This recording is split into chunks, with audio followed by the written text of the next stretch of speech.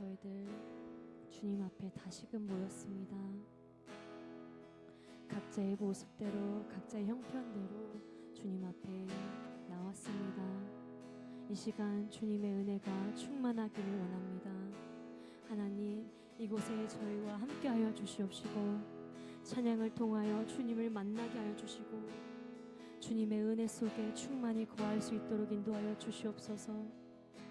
하나님 아버지, 이 시간 저희들이 드리는 믿음의 고백을 받아 주시옵시고 다시 한번 주님 앞에 결단하며 나아가는 찬양의 귀한 시간 되게 하여 주시옵소서. 감사드리며 예수님의 이름으로 기도합니다.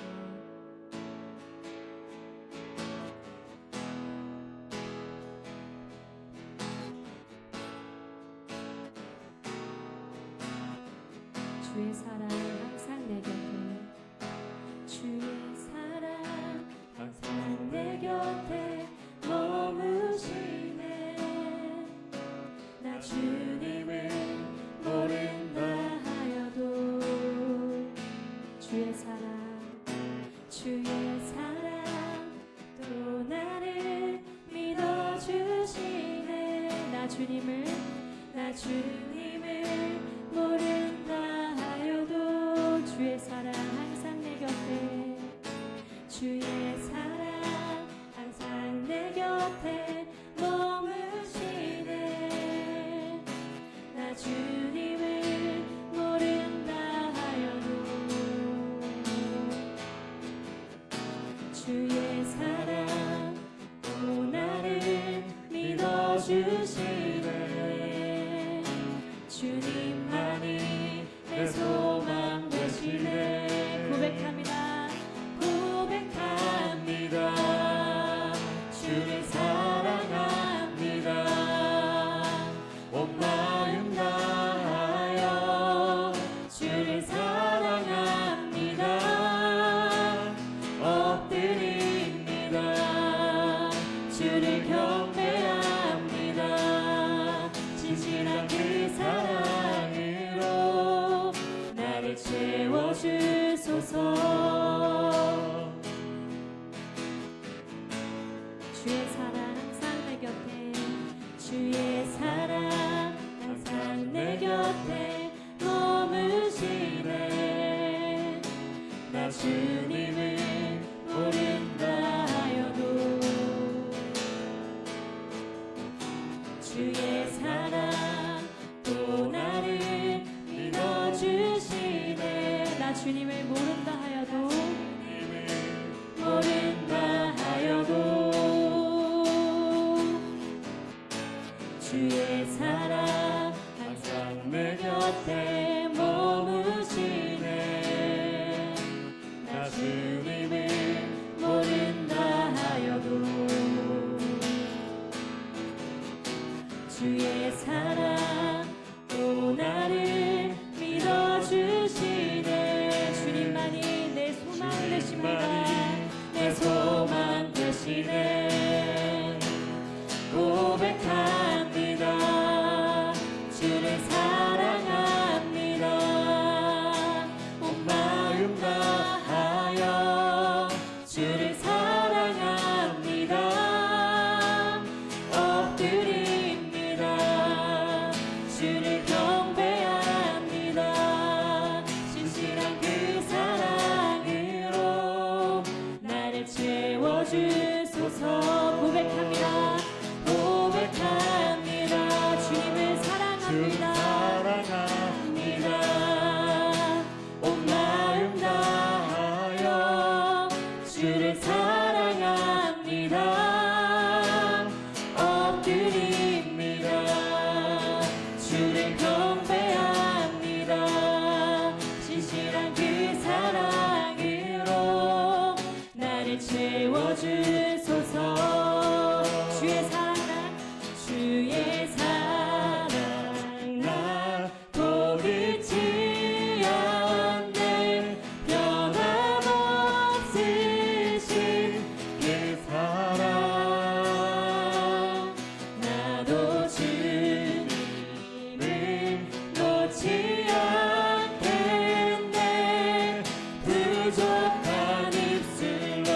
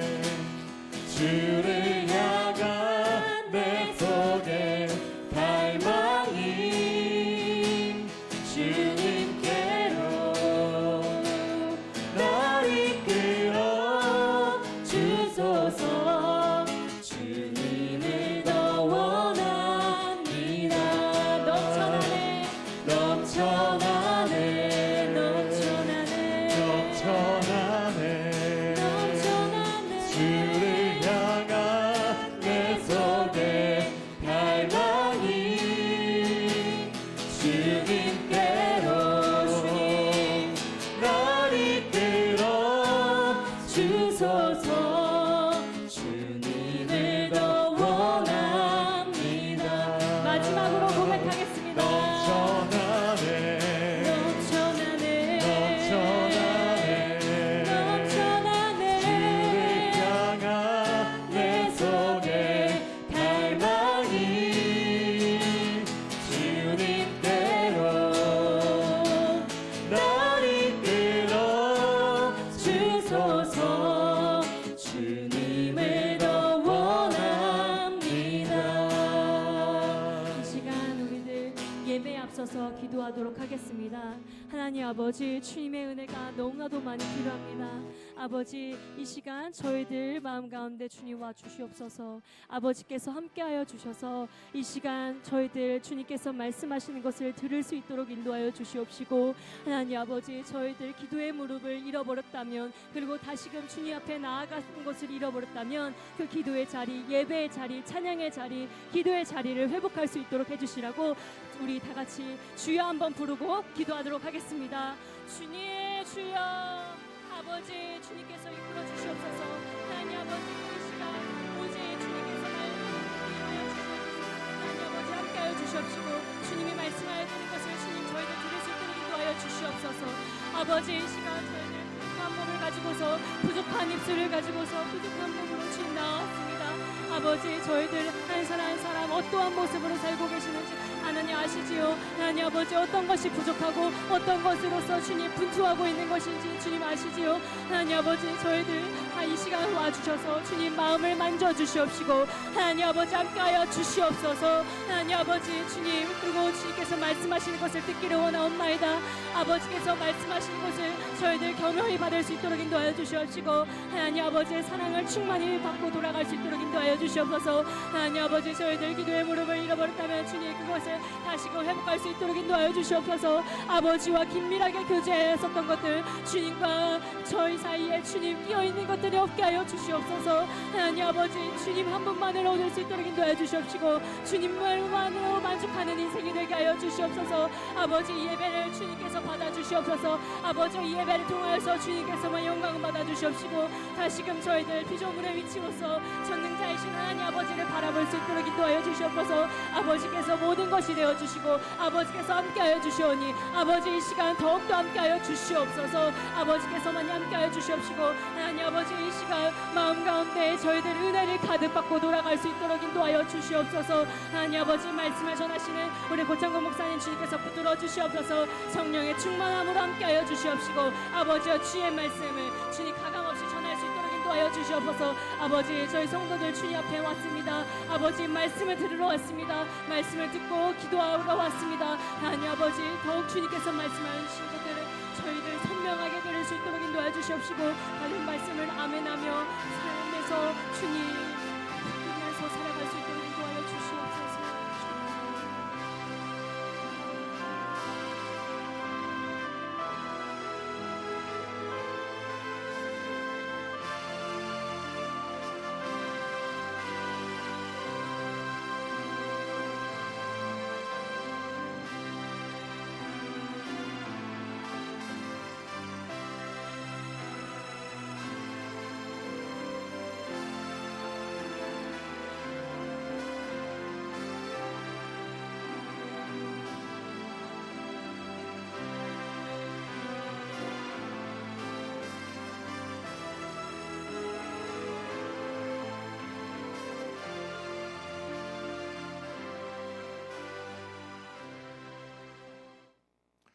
사랑의 주님, 또 수요일 저녁 시간 주님 앞에 나온 주의 자녀들을 기억하여 주시옵시고, 하나님 말씀을 듣고자 나왔사오니 주님께서 말씀하여 주시옵시고, 또 말씀을 통하여서 우리를 위로하여 주시고, 또한 나아갈 길을 가르쳐 줄 수 있는 귀하고 복된 시간 되도록 인도하여 주시옵소서.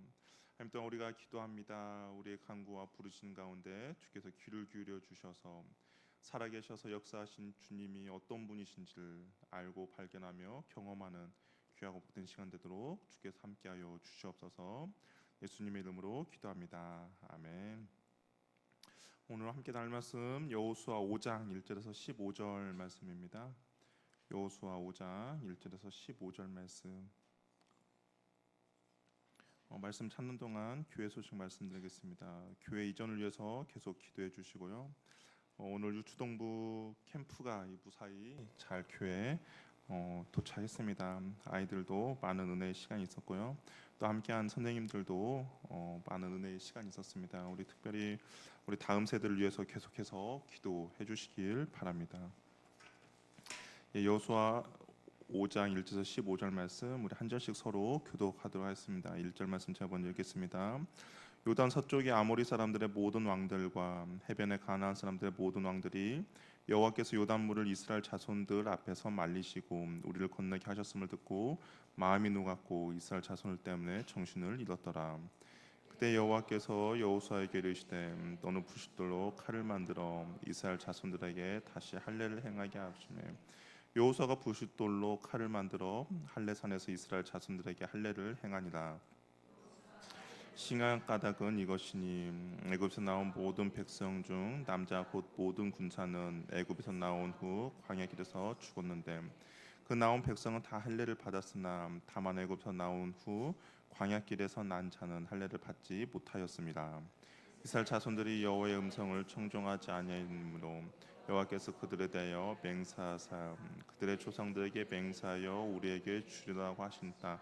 곧 젖과 꿀이 흐르는 땅을 그들이 보지 못하게 하리라 하시매 애굽에서 나온 족속 곧 군사들이 다 멸절하기까지 40년 동안을 광야에서 헤매었더니 그들의 대를 잇게 하신 이 자손에게 여호수아가 할례를 행하였으니 길에서는 그들에게 할례를 행하지 못하였으므로 할례 없는 자가 되었음이었더라. 또 그 모든 백성에게 할례 행하기를 마침에 백성이 진중 각 처소에 물며 낫기를 기다릴 때에 여호와께서 여호수아에게 이르시되 내가 오늘 애굽의 수치를 너희에게서 떠나가게 하였다 하셨으므로 그곳 이름을 오늘까지 길갈이라 하느니라.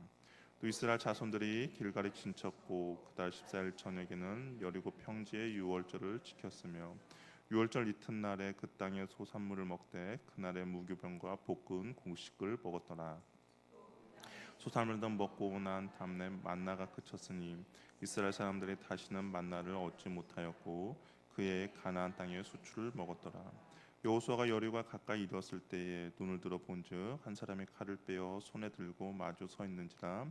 여호수아가 나아 그에게 묻되 너는 우리를 위하느냐 우리 적들을 위하느냐 하니 그가 이르되 아니라 나는 여호와의 군대 대장으로 지금 왔느니라 하는지라. 여호수아가 얼굴을 땅에 대고 엎드려 절하며 그에게 이르되 내 주여 종에게 무슨 말을 하시 함께 읽겠습니다. 여호와의 군대 장관이 여호수아에게 이르되 내 발에서 신을 벗으라. 네가 선 곳은 거룩하니라. 여호수아가 그대로 행하니라. 아멘. 우리 옆에 분과 한번 인사 나누겠습니다. 당신은 하나님의 자녀입니다.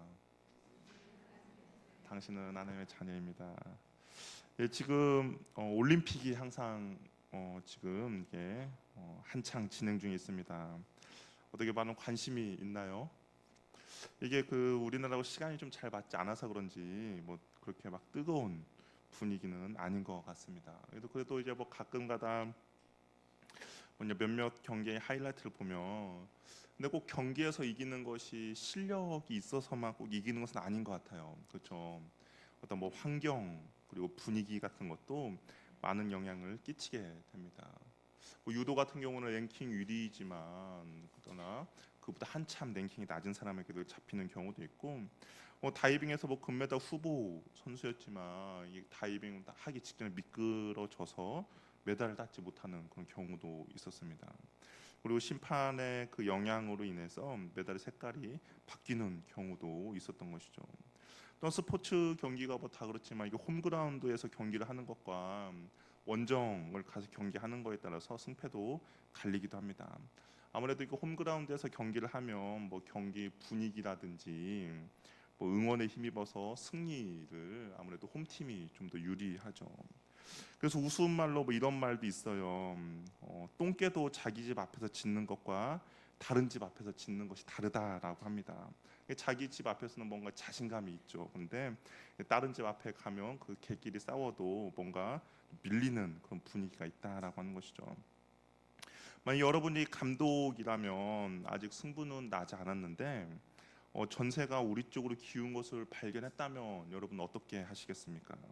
어떤 경기했는데 전세가 우리 쪽으로 오는 것이 딱 느껴져요. 그러면 아마 대부분의 감독이라면 그 승기를 잡기 위해서 뭔가 더 힘을 내고 끝까지 몰아붙일 것입니다. 왜냐하면 그 기회가 언제 다시 올지 모르기 때문인 거죠. 그래서 이게 명장들은 그런 승기가 견세가 좀 기울었을 때 그것을 밝히 알아서 뭔가 용병술을 한다든지 그런 것들을 통하여서 경기에 그 승리를 가져오는 사람이 바로 명장이라고 할 수가 있는 것이죠.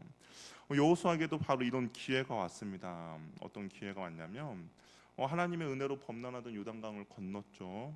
근데 들리는 소문이 있습니다. 어떤 소문이냐? 1절에 보니까 요단강을 건넌 사건이 가나안 왕들의 마음을 녹았고 정신을 잃게 만들었다라는 것이죠. 그러면 여러분들이 여호수아라면 어떻게 해야겠습니까? 빨리 그 사람들을 정비를 해서 그리고 뭐 특공대라든지 아니면 전쟁할 수 있는 사람들을 뽑아가지고 여리고성을 무너뜨리러 가는 것이 아마 일반적인 전략 전술을 가진 사람들의 그런 모습일 겁니다. 이 기세를 잡고 가고 이 기세를 잡아야만이 승리할 수 있기 때문인 것이죠. 그래야 가나안 땅 약속의 땅에 온전히 정착할 수 있기 때문입니다. 그런데 전혀 예상치 못한 일이 발생했어요. 어떤 일이 발생했냐? 2절에 보니까 그때에라고 하죠. 아마 여호수아도 뭔가 이렇게 움직이려고 했던 것 같아요. 그러니까 그 여리고 성에 사람들 간담이 놓고 정신을 잃은 그 상황 가운데 뭔가 움직이려고 했던 것 같습니다. 그런데 하나님 그때에라고 하는 거죠. 근데 그때에 하나님께서 뭐라고 이야기하냐? 여호수아에게 부싯돌로 칼을 만들어서 할례를 행하라라고 이야기를 하는 것이죠. 여호사가 생각할 때 이 할례보다 더 급한 중요한 것은 빨리 이 기세를 잡아가지고 가나안 땅을 점령하는 것이지만 하나님은 그렇지 않다라는 겁니다. 하나님은 더 중요한 거 할례를 행하라라고 하는 것이죠. 이 할례가 무엇인가? 우리가 할례를 알기 위해서는 창세기 17장을 보면 나오는데요. 17장에서 하나님과 아브라함이 언약을 맺게 됩니다. 그러면서 나는 너의 하나님이 되고 너를 열방의 아비가 되겠다. 너희 후손들도 하겠다라고 이야기하면서 하나님께서 그 약속을 주시면서 아브라함에게 그 언약의 표징으로 너의 포피를 베어라라고 이야기를 하는 것이죠. 이 집안의 남자 대대로 자손 대대로 태어난 지 8일 만에 이 할례를 받으라라는 겁니다. 그래서 만약에 이 할례를 받지 않으면 이제 하나님과의 관계가 끊어진다라는 경고의 말씀도 허락해 주시는 거죠. 그러니까 하나님의 그 약속의 표징을 그 몸에 새기라라는 것이죠. 그러니까 그것을 이제 볼 때마다 그리고 몸에 새길 때마다 나는 하나님 언약의 자손이다. 나는 하나님의 백성이다. 그리고 하나님의 약속은 반드시 이루어질 것이다라는 것을 이제 증거로 삼은 겁니다. 그래서 하나님은 언약의 백성의 상징으로 할례를 행합니다. 그런데 오늘 보니까 이 할례가 행해지지 않았다라고 해요. 왜 행해지지 않았는가? 하나님과 이스라엘 백성들 사이의 언약에 대해서 문제가 발생한 것이죠. 이 가나안 땅을 향해 가는 그 광야 여정 가운데 하나님과 이스라엘 백성들 사이의 언약에 문제가 생긴 겁니다. 열두 정탐권 사건이 이후에 이스라엘 백성들은 하나님을 신뢰하지 못했습니다. 그래서 불평과 불만을 터뜨렸죠. 결국 20세 넘는 모든 사람들이 광야에서 죽게 되었습니다. 이제 요단강을 건너고 가나안 땅 정복을 앞서 중요한 거 바로 하나님께서는 무엇을 생각하셨냐? 이스라엘 백성의 정체성, 하나님 나라 백성의 정체성을 확립시키는 것이 더욱더 중요했다라는 것이죠. 그러면서 할례를 행하라라고 이야기를 하고 있습니다. 그리고 할례를 마친 이스라엘 백성들이 또 해야 될 일이 있어요. 그것은 무엇이냐? 유월절 절기를 지키는 겁니다. 유월절 절기도 하나님의 말씀과 논리에 순종한 사람들, 즉 이스라엘 백성들, 할례를 받은 백성들만 참여할 수 있는 그런 절기인 것이죠. 유월절 절기는 하나님께서 이스라엘 백성들을 출애굽시키기 위해 애굽에 내린 10가지 재앙 중에 그 마지막 재앙, 장자를 죽이는 재앙을 피하는 그 비결을 가르쳐 주신 것이죠. 어린 양을 잘 봐서 그 피로 좌우 문설주에 바르고 그러면 죽음의 영이 지나간다라고 해서 유월절이 되었던 것이죠. 만약 어린 양의 피가 없다 그러면 그 집안에 난 것 중 처음 난 것 장자는 죽게 됩니다. 그래서 이로 인하여서 바로 하나님께 항복했고 이스라엘 백성들은 오랜 동안 노예 생활을 마치게 된 것이죠. 그래서 이 할례와 유월절을 지킨다는 것은 이스라엘 백성에 있어서 언약 백성임을 나타내는 것이죠. 그들의 정체성이 무엇인지를 명확하게 정립시켜 주는 것이 바로 이 할례와 유월절입니다. 그래서 하나님께서는 이것이 더욱더 중요했다라는 것이죠. 가나안 땅 정복도 중요하죠. 그런데 가나안 땅 정복을 빨리 하는 것보다 너희가 누구인지 그리고 그 정체성을 확립하고 그 언약 백성을 상기시켜 주는 것이 하나님에게 있어서는 더욱더 중요했다라는 겁니다. 왜냐하면 가나안 땅은 하나님의 백성만이 들어갈 수 있는 약속의 땅이기 때문인 것이죠. 그러니까 하나님께서는 아무나 이 가나안 땅에 정착하면서 사는 것 허락하신 것이 아니라 하나님의 백성의 정체성 문제를 갖고 있는 사람, 하나님의 약속의 땅임을 알고 그곳에서 하나님의 백성답게 살기 원하는 것이 하나님께서는 더욱더 중요했다라는 것입니다. 오늘날 우리도 마찬가지죠. 한국 교회에서 가장 필요한 것은 저와 여러분들이 정체성을 회복하는 겁니다. 정체성 회복은 쉽게 말하면 교회가 교회다워지는 거고 성도가 성도다워지는 것이죠. 세상과 구별되어 사는 겁니다. 하나님의 백성답게 교회는 교회 역할을 잘 하는 것이고 하나님의 백성답게 성도는 성도의 역할을 세상에서 빛과 소금의 역할을 하는 것이죠. 그러면 과연 구체적으로 이 성도다움은 무엇이고 교회다움은 무엇인가? 우리가 하나님의 정체성을 회복하는 것의 구체적인 이름 무엇인지가 바로 오늘 이 말씀을 통해서 우리가 더욱더 자세히 살펴볼 수 있는데요. 그 백성다움, 성도의 정체성의 구체적인 삶은 무엇인가? 첫 번째는 바로 순종하는 삶이라는 것입니다. 우리가 언제 순종하는 것이 가장 어렵습니까? 이해가 되지 않을 때죠. 이해가 되지 않을 때 순종하기 어렵습니다. 또한 순종했는데 나에게 손해가 있을 때 우리는 순종하기 어렵습니다. 그럼에도 불구하고 하나님은 우리가 순종하기를 원하시는 것이죠. 지금 이스라엘 백성들이 있는 곳은 여리고성 맞은편입니다. 아마 여리고성과 이 거리가 한 3km에서 4km 정도 떨어진 곳에 진을 쳤어요. 여기 보면 길갈이라는 곳인데요. 전쟁터가 3, 4km 정도밖에 떨어져 있지 않다. 그것은 이미 전쟁 범위 안에 들어있는 그런 상황이죠. 아마 저녁이나 새벽에 기습 작전을 핀다면 어쩔 수 없이 정말 이게 전면전이 펼쳐질 수밖에 없는 그런 상황입니다. 그런데 그 상황 가운데 주님께서 이스라엘 백성들 요구하는 거 바로 할례인 것이죠. 전쟁을 앞둔 사람들에게 할례를 요구한다는 것은 자살 행위나 마찬가지입니다. 왜냐하면 할례를 하고 나면 일주일 정도 남자들은 움직일 수가 없는 것이죠. 전쟁은 남자들이 하지 않습니까? 남자들이 움직일 수 없다라는 것은 그 전쟁에서 일주일의 시간 동안 정말 목숨을 내어 놓는 겁니다. 적군에게 우리의 모든 것들을 다 그냥 내어놓고 두 손 두 발을 다 들고 있는 상황인 것이죠. 또 이스라엘 백성들은 이것이 얼마나 위험한 상황인지를 알고 있어요. 어떻게 알고 있느냐? 창세기 34장을 보면 야곱의 딸 디나가 하몰의 아들 세겜에게 더럽힘을 당합니다. 이 소식을 들은 야곱의 아들들은 분노하죠. 그러면서 계략을 세워요. 어떤 계략을 세우냐?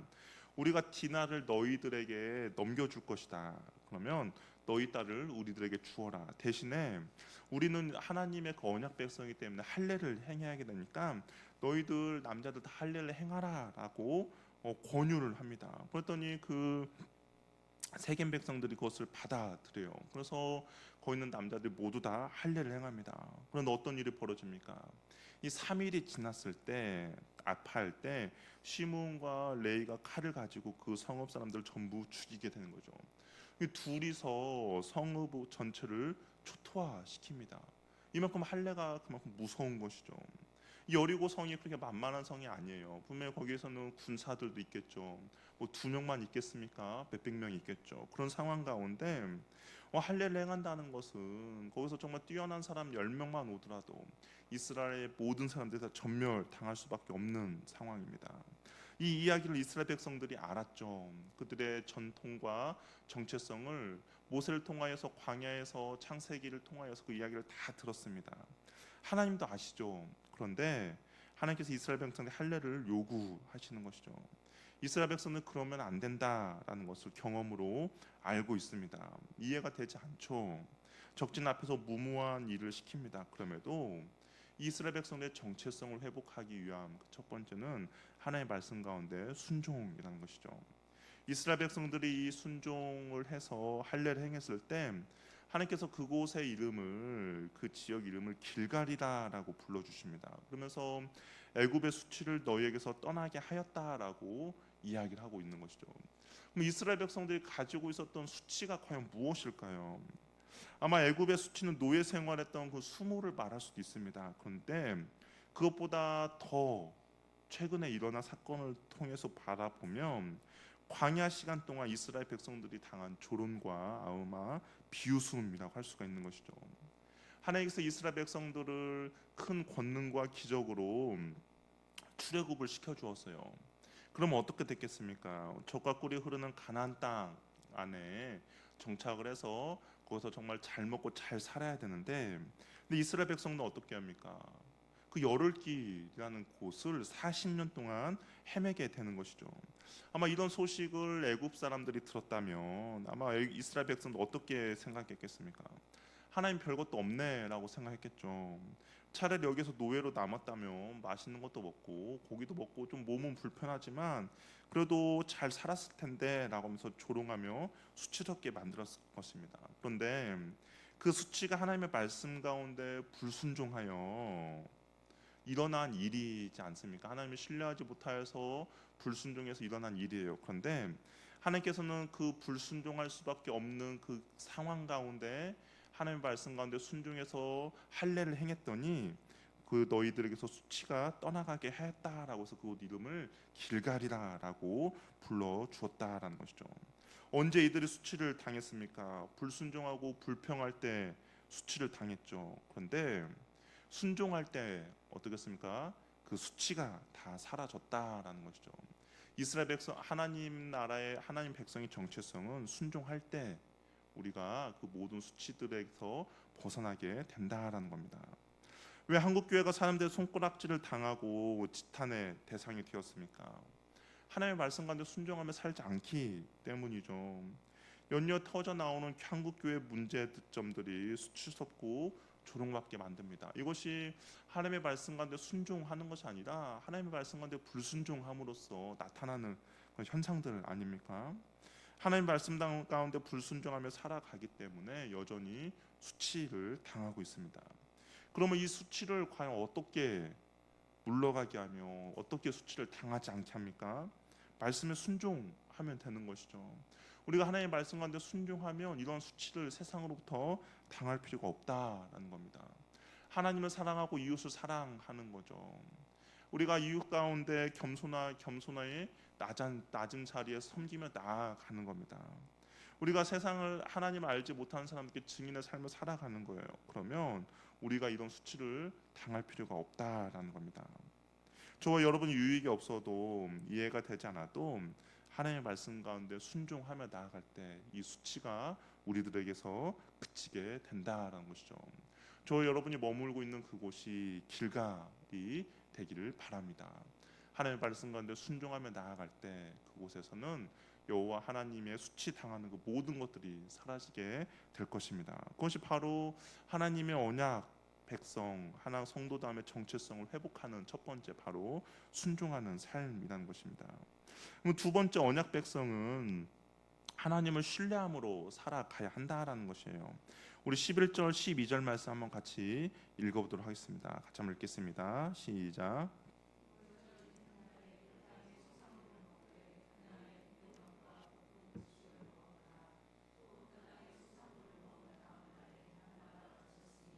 이스라엘 사람들이 다시는 만나를 얻지 못하였고 그의 가나안 땅의 소출을 먹었더라. 6월절 다음 날 그 땅의 소산물을 먹었다라고 이야기합니다. 그랬더니 어떤 일이 벌어졌습니까? 만나가 그쳤다라고 이야기했어요. 이스라엘 백성들이 광야에서 살 수 있었던 이유는 바로 이 만나라는 음식이 있었기 때문입니다. 하나님께서 매일 새벽마다 이스라엘 백성들에게 주셨죠. 그것을 40년 동안 하루도 거르지 않고 이스라엘 백성들에게 주셨습니다. 그런데 그 만나가 그쳤다라고 이야기해요.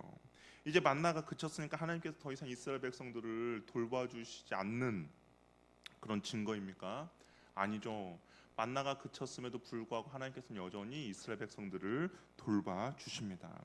다른 방식으로 하나님께서 이스라엘 백성들을 돌봐주시는 것이죠. 우리가 신명기 말씀을 보면 이 가나안 땅은 이제 하나님께서 어떻게 돌봐주십니까? 이른 비와 늦은 비를 통하여서 여전히 하나님께서 이스라엘 백성들에게 먹을 것들을 허락해 주신다라고 이야기를 하고 있는 것이죠. 아이가 어렸을 때 부모가 아이들의 밥을 챙겨 줍니다. 시간이 되면 특별한 일이 없으면 시간을 맞춰서 다 떠먹여 주고 모든 것들을 다 해결해 줍니다. 근데 아이가 자라면서 어떻게 합니까? 뭐 떠먹여 주지는 않죠. 스스로 먹도록 합니다. 그렇다고 해서 부모가 아이를 챙겨주지 않는 것은 아니죠. 여전히 챙겨줍니다. 그럼에도 불구하고 방식이 다른 것이죠. 자랐기 때문에 다른 방식으로 돌보아 주는 겁니다. 이 만나라는 것은 광야에서만 필요한 하나님께서 이스라엘 백성들에게 주는 은혜였다면, 이제 가나안 땅에서는 이 만나가 아니라 그곳에 나는 소출로 통하여서 하나님의 또 다른 돌보심의 방식이 되어 있는 것이죠. 이스라엘 백성들 만나는 광야 음식입니다. 이제 가나안 땅에서는 그 광야 음식이 더 이상 필요치 않아요. 그 땅의 소산을 구할 수 있기 때문인 것이죠. 하나님 이스라엘 백성을 내버려 두신 것은 아닙니다. 여전히 하나님께 이스라엘 백성들을 돌봐주세요. 이제 이른 비와 늦은 비를 통하여서 농작물들이 잘 자라도록 해 주십니다. 여전히 하나님께서는 이스라엘 백성들을 먹이시고 입히시고 돌봐 주십니다. 만나가 그쳤지만 그 땅의 소산물을 준비시켜 주는 거죠. 이것을 보면서 우리는 또 한 가지 하나님의 그 기막힌 신실하심과 준비하심 우리가 또 한번 볼 수 있는데요. 요단강을 건널 때 그때가 성경에서 뭐라고 표현되어 있느냐? 우리 3장 15절 한번 보면 요단을 건너는 시기가 어떤 시기라고 했습니까? 곡식 거두는 시기라고 되어 있습니다. 그렇죠? 이스라엘 백성이 요단을 건넜을 때가 그 가나안 땅에 곡식 거두는 시기였던 것이죠. 하나님께서 이스라엘 백성들이 유월절을 끝나고 그 땅의 소산을 먹을 수 있도록 어떻게 해요? 다 준비해 놓으셨다라는 것입니다. 우리는 처음에 요단강을 건널 때 이런 생각을 했죠. 왜 하필 물이 범람할 때 요단강을 건너는가라고 생각할 것 같습니다. 좀 더 물이 없을 때 건너는 것이 이스라엘 백성에게 더 유익이죠. 그럼에도 불구하고 하나님께서는 물이 범람할 때 요단강을 건너게 했습니다. 뭐 여러 가지 이유가 있겠지만 그 이유 중에 한 가지는 무엇이냐? 그 땅의 소산을 먹을 수 있도록 하나님께서는 준비해 놓으셨다라는 것이죠. 우리는 주님의 뜻과 계획에 맞추어서 우리를 돌보시고 하나님은 우리를 인도해 주신다라는 겁니다. 지금 이해가 되지 않을 때도 있죠. 왜 이런 일이 벌어지는가 이해가 안 될 때도 있습니다. 그러나 한 가지 여전히 변하지 않는 사실은 주님은 여전히 나를 돌보고 계신다라는 것입니다. 무엇을 먹을까 마실까 입을까 염려하지 말라라고 하신 말씀이 여전히 저와 여러분의 삶 가운데도 유효하다라는 것이죠. 하나님의 언약의 백성은 이 하나님을 신뢰하며 살아가는 겁니다. 내가 지금 벌어지고 있는 상황이 이해가 되지 않을 때도 있어요. 지금 나에게 벌어지고 있는 상황이 내가 감당하기에 어려울 수도 있습니다. 왜 이렇게 어렵고 힘든 것을 지금 내가 겪고 있는가라고 생각할 수 있죠. 그러나 그 이면에는 하나님께서 우리를 먹여주시고 입혀주시고 돌보아 주신다라는 것이죠. 내가 그것을 아직 깨닫지 못했을 뿐이지 여전히 우리는 하나님의 자녀로서 하나님께서 우리를 붙들어 주시고 계신다라는 겁니다. 하나님의 백성의 그 정체성은 바로 이런 하나님을 신뢰하며 나가는 겁니다. 나의 생각과 다를 수도 있습니다. 나의 계획과 다를 수도 있습니다. 그러나 하나님은 여전히 나에게 신실한 분이시고 하나님이 여전히 나를 지켜주시고 돌보아 주시는 분임을 우리가 믿고 신뢰하는 것이 바로 하나님의 백성의 정체성을 갖는 것이죠. 마지막으로 하나님의 백성 정체성은 권리를 포기하는 겁니다. 우리 13절에서 14절 13절 말씀 13절에서 15절 말씀을 한번 같이 읽어보도록 하겠습니다. 같이 한번 읽겠습니다. 시작.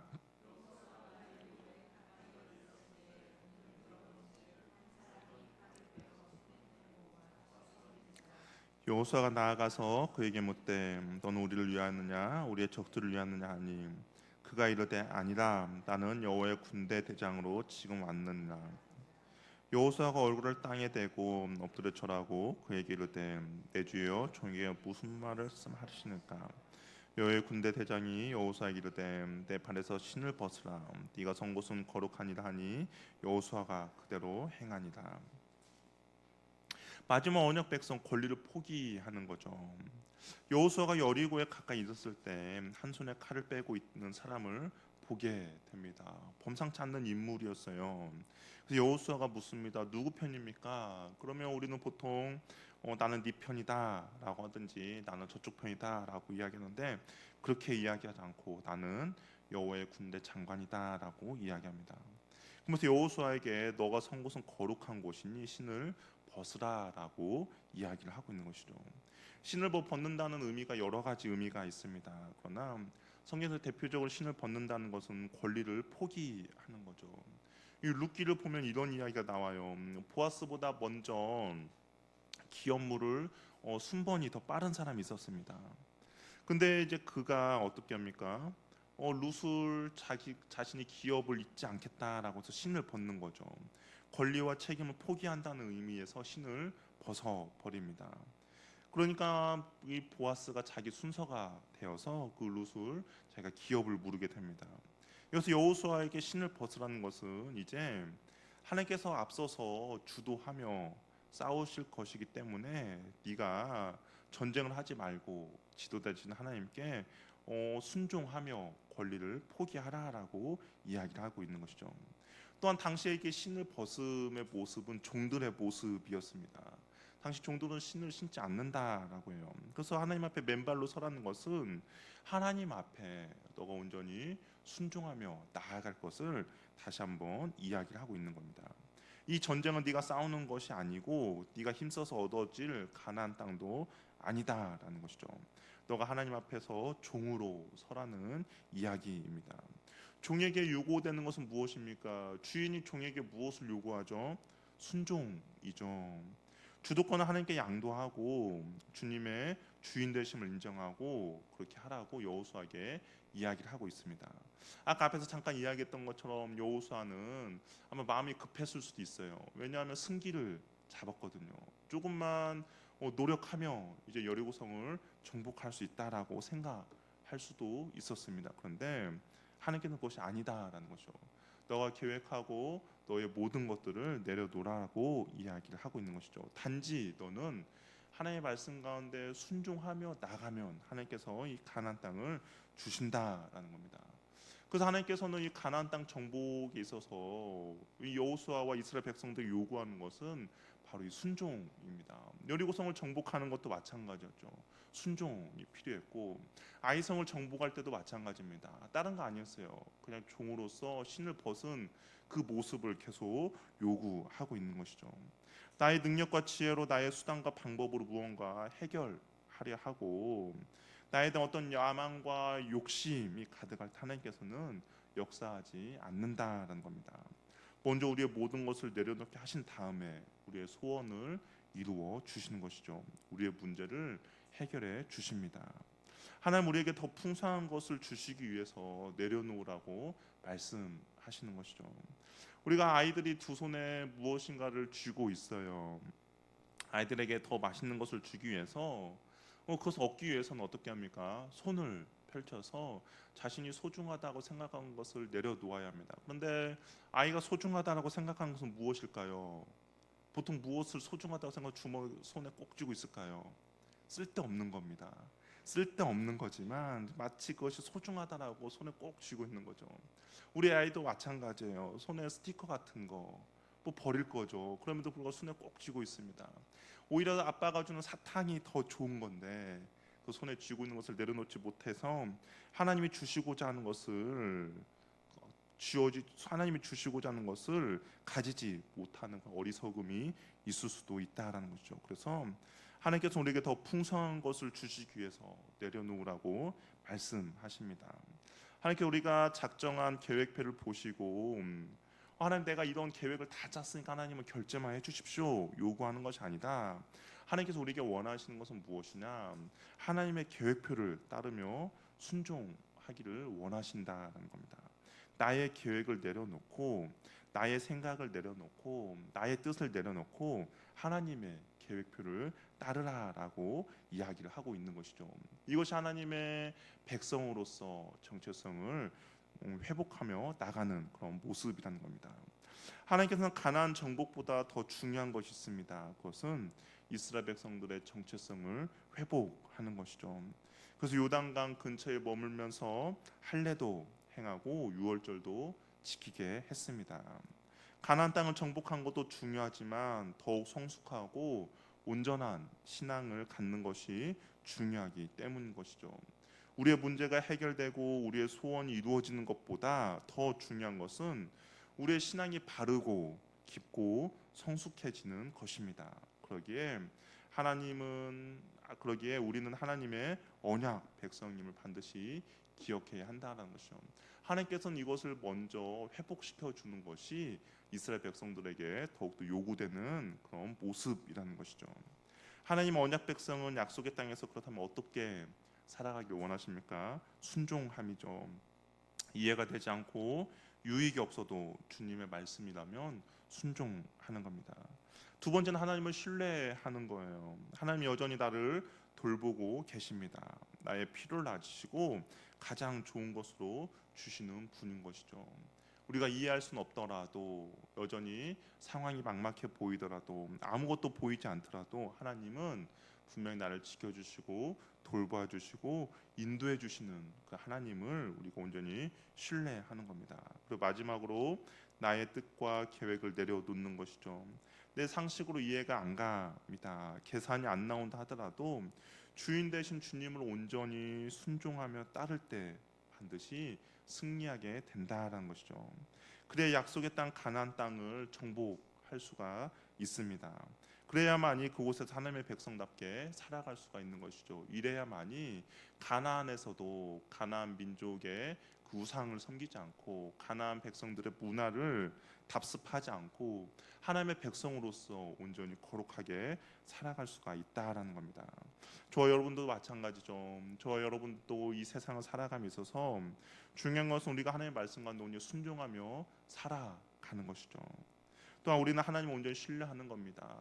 우리가 하나님을 신뢰하지 못할 때 우리는 세상과 타협하고 세상을 따르며 살아갑니다. 그러나 온전히 우리가 하나님을 신뢰한다면 상황이 어떠하든지 상황과 환경을 쫓는 것이 아니라 하나님을 붙잡고 나아가는 것이고, 그리고 우리는 나의 생각과 나의 계획 가운데 하나님을 사인을 요구하는 것이 아니라 우리는 언제든지 하나님의 계획과 하나님의 뜻에 순종할 수 있는 준비를 해야 한다라는 겁니다. 그래야만이 하나님의 언약 백성답게 이 세상을 살아갈 수 있을 것이며, 그리고 하나님의 백성은 이 세상을 변화시킬 수 있도록 하나님께서 우리를 인도해 주실 것입니다.